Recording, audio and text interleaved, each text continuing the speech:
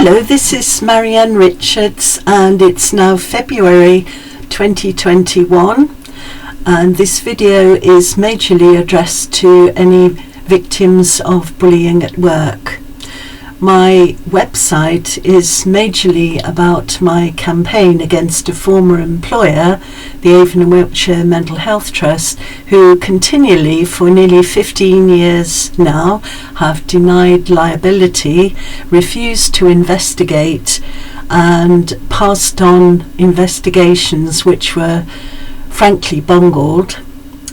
I have had some successes during this time, which, as you can imagine, has been really harrowing for me. I'm only just now beginning to recover.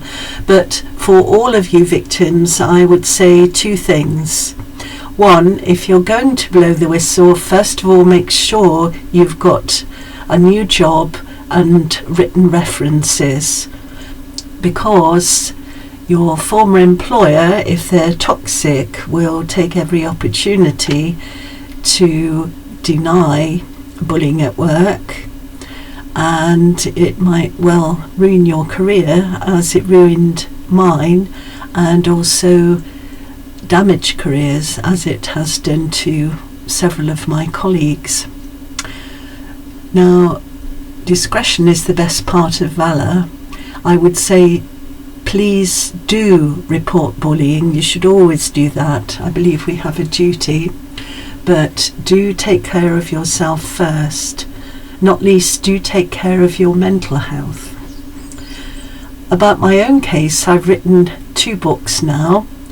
The first is called Beating the Bully, and this is aimed at victims of bullying, not only in the workplace, but also victims of bullying in the home, the community, and in relationships. You might wonder what credentials I have to write such a book.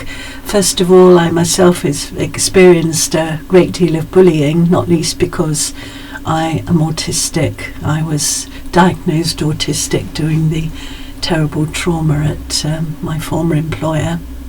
But I'm quite pleased actually in the end to have that diagnosis, because it has explained a lot of things. But anyway, Beating the Bully is a self-help manual for victims of bullying, and it contains not only my personal experiences and how I overcame the trauma, but also my clinical experiences as a counsellor of over 3 decades. I worked in private healthcare and then went to the NHS, and sadly the NHS is where the bullying happened. The book is published by Straightforward Emerald, who I've had a very good working relationship with since 2000, and I have published several books there. You'll find my profile on Amazon. So the second book to come out of this is a report I sent in 2020 to the Senior President of Tribunals, and also to the new department, which has a rather long title. It's called NHS England and NHS Improvement. And I have sent a lot of information to both bodies with evidence, and it is a formal report comprising some 117 pages. I've published this under the title Evil Psychologist in a Culture of Denial, which I think just about sums up exactly what happened. So if that really is more designed for HRs and professional people who are engaged in anti-bullying at work investigations and dignity at work investigations, but it also provides a lot of information about bully cultures, which are very complex. So for you victims, I would really recommend the former book, which is called Beating the Bully, and you'll find that on Amazon. Okay, I don't want to make this too long. Long videos get very boring.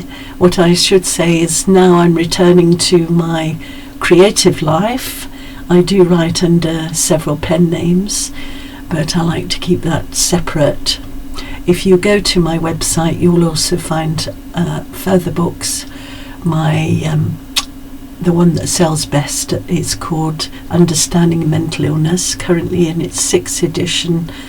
And if you know or have a mental illness, this book is again designed as an informative self-help guide to understanding mental illnesses, with a short history of mental illness and the different treatments available, both complementary medicine and NHS treatment.